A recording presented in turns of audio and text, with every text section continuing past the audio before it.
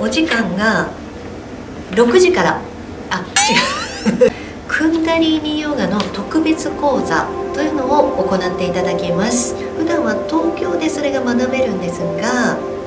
この桜井勇先生が福山においでいただいた機会に、桜井勇先生からクンダリーニヨガの特に腰の回転運動ですね、これを一つ一つ直接指導が受けられる機会と、そしてアドバイスがもらえるというこのダブルの機会を設けています。もう普段は東京で成瀬先生がそのテクニックをご指導されているので、桜井勇先生がこちらにお越しいただいて、例えば腰の回転運動という非常に重要なものを桜井先生から指導していただけるという機会は、これはなかなか東京でもありません。それを福山でご指導していただきます。